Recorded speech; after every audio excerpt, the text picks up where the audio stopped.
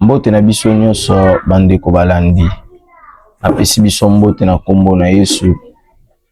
Eza ndeko na bino Pierre Chibangu. Na ili susu na ba séance ba émission oyo to banda kolobela ba temps ya édification. Oyo eza ba temps précieux pour na biso. N'oubliez pas ndenge toza ba Kristo. Esengeli na biso pe kozwaka moment ya kokabolaka liloba Nzambe. Puisque na ba réalité, na ba moment oyo tolekisaka na vie, parfois tokomaka na ba étape oyo kondima na biso eningisamaka. Benzoka soki tozongi na liloba Nzambe, tokomaka na batango oyo nzoto oyo eningisamaki, kondima oyo elingaki kokweya ezwaka lisusu makasi nango mpona kotelema. Tala tina oza na raison ya kolanda ba émission oyo na batan édification, batan malamu oyo kosunganga ekosunga pe na yo. Déjà, je vous invite bino nyonso bozolanda ngai na s'abonner, na enregistrer vidéo, na partager yango surtout na bandeko misusu pe po babika na nzela ya liloba oyo. Merci beaucoup. Lelo tokokabola quelques vérités bibliques oyo eza autour ya chemin ya Emmaüs. Je crois que en ce moment tokokabola kaka vérité moko oyo eza moko parmi ba vérité oyo ezalaki ya kobombama kasi oyo biso eza important pour na biso toyamba yango tomekola yango pour que toyebana kokweyisa mate na nyonso oyo kokweyela biso liboso. Kobosana te na bomo ya moto, moto aza soumis na ba problème, moto aza soumis na makama et encore de plus na ba tentation. Okomekama na ba problème, okomekama na makama, mais momekama mususu eza tentation, c'est-à-dire na niveau ya ennemi principal na biso ezali diable pa koluka kobungisa onzela pe kokwesa kondima na yo. Ndeko ozolanda ngai esengeli na yo oyeba ete kondima na biso nde ezali elema ya motu ya makasi kolandisama na babiloko mosusu. Na yango okomona Yesu azoloba na bato ete boluka yambo bokonzi na likolo pe oyo etikali ekopesamela bino. Tala tina esengeli na yo kobatela kondima na yo puisque bokonzi ya likolo oyo toyambaka yango to tozalaka éligible na yango kaka na nzela ya kondima na biso. Batela kondima na yo ndeko na nga ezali motuya. Ba émission oyo temps édification eza motuya pona yo pona kokolisa kondima na yo pe kopusa yo mokolo na mokolo pembeni ya bokonzi ya likolo. Lelo na makambo ebele oyo ekomeli biso na société ezokabola biso na Nzambe, ezotia biso mosika ya Nzambe. Na yango komona eza na bato mingi Nzambe azoloba na moya yoka Nzambe eza te. Eza na bato mingi azotambola na Nzambe na azomiyoka kaka ye moko azoluka susu Nzambe. Parce que makambo ezokomela biso na mokili ezotondisa mitema na biso mingi na sensibilité ya biloko ya mokili. Molimo eza lisusu ya kotombama te me kasi nzoto nde ezotombama. Ndeko na ngai soki baposa ya nzoto nde ezotonda kati na yo okomona makambo molimo mpona yo ekozala lokola masolo lokola maseki. Me kasi soki ozomipesa pe ozopesa ntango na yo na makambo molimo okomona pe nyonso eza ya molimo ekosactive pe ekomitalisa mpona yo kozala na yango. Tala tina eza motuya ya kokabola liloba ya Nzambe pe mpona yo ya kosepelaka koyoka maloba Nzambe. Omoni maloba mosusu toyoka edésespéraka biso. Ozalaki pena na makasi ya kosala likambo me ntango oyoki liloba moko boye okozwa so makasi ya kosala yango te. Oyebi maloba mosusu toyokaka epesaka biso pe makasi ya kosala likambo moko boye. Olembaki na eloko moko boye oyoki yango epeso makasi ya kosala. Maloba oyo etrahisaka te eza maloba Nzambe. Maloba ya bato ekokoya mpona komotive me na kati nango eza na motambo. Ntango kolanda yango na suka na yango okoyisami na motambo. Maloba bato ekokoya mpona kodécourager yo na nsima nango ezoluka koetufe yo oyo esengelaki mpona yo babotoli yango mpo bapekisaki osala yango. Tala tina esengeli okanga maloba Nzambe parce que maloba Nzambe ezali vérité pe ezali solo. Ekobikisa molema na yo pe ekobikisa nzoto na yo.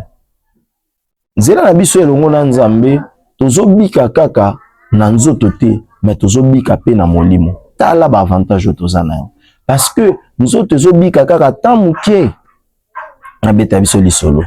Lobi nazali na ndeko mobali moko ayebisinga lobi ndeko Pierre est-ce que ozoyeba ndenge tobika boye tozokoma déjà na katikati ya vie na biso.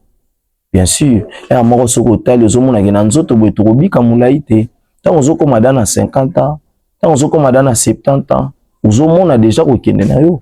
Soko kangami na nzoto oyo, tant okokende okoleka.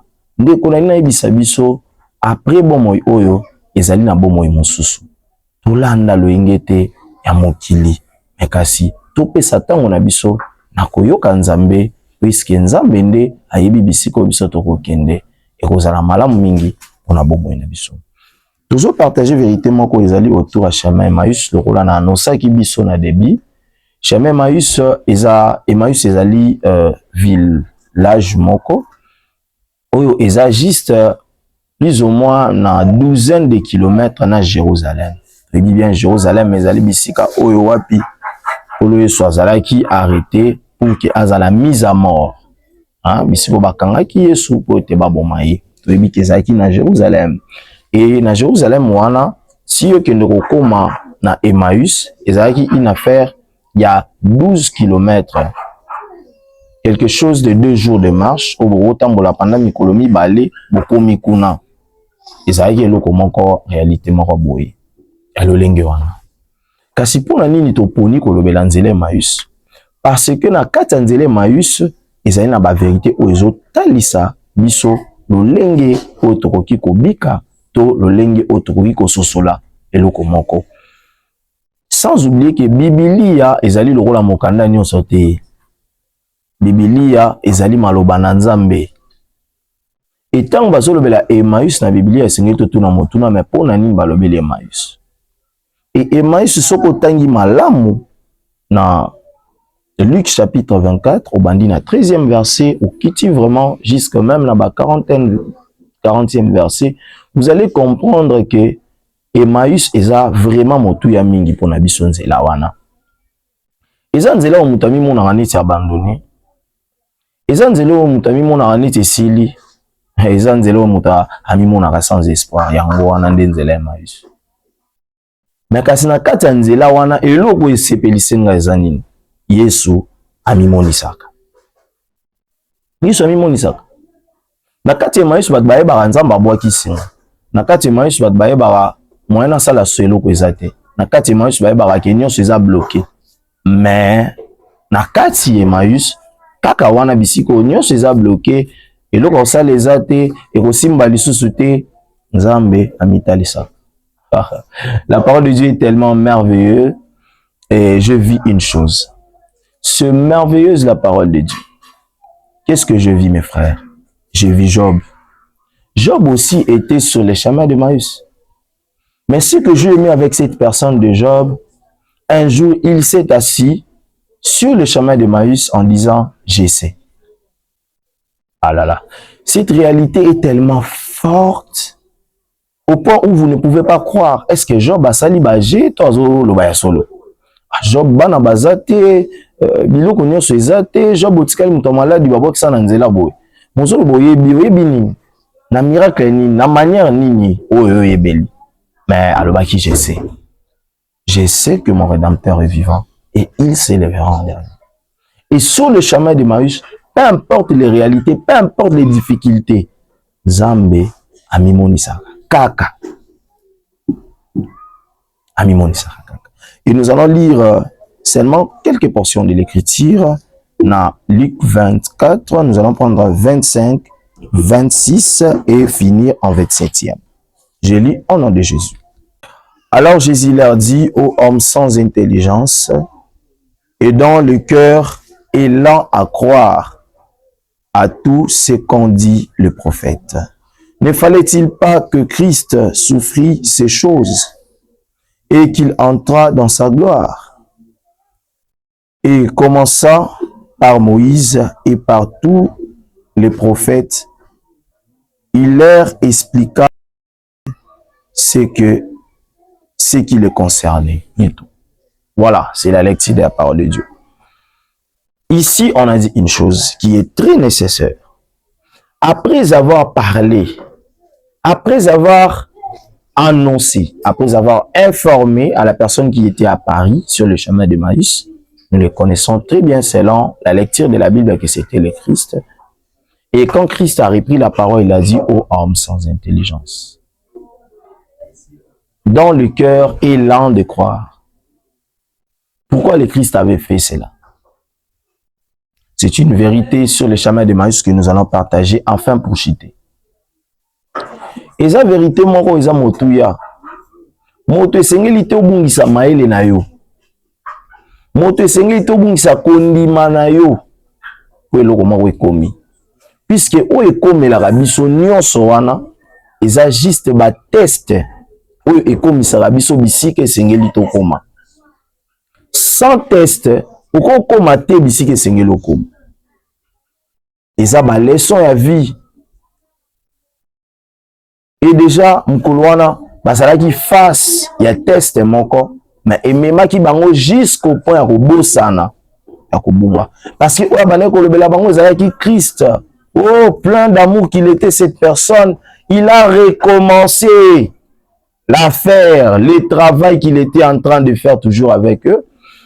Abandi lisusu kotangisa bango epa ya Moïse pe pa ya ba prophète nyonso oyo bandaki ko concerner parce qu'il comprendre na temps oyo balembi, na temps oyo batutami, na temps oyo baza na problème, na temps oyo ba oyo bateloni ba osala. Aya, isengeli il faut en ce moment na yeba kopesa bango malaki sio nazali kopesa bango bamsu ko rappeler bango bamsu yepesa bango makasi bala mususu bakososola delilo baone yaki.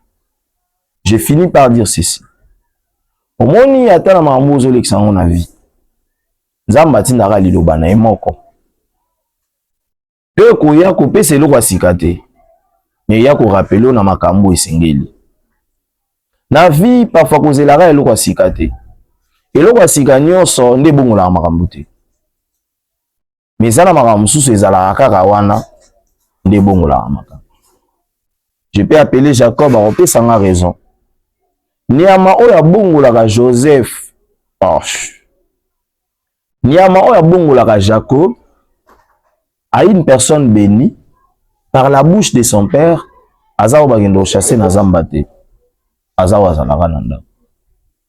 Il y a parfois des choses dans ta vie qui demandent seulement une parole de Dieu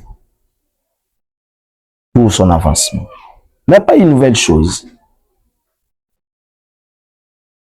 Bien-aimés, les difficultés ne sont pas la fin de toute chose, mais cependant au milieu des difficultés, notre Dieu crée une possibilité.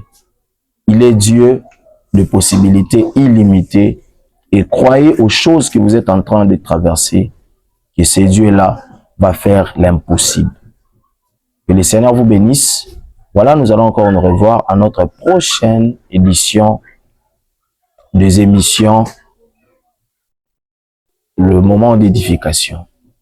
Donc, ce moment d'édification est très important et très utile et accrochons-nous à cela pour tout partager.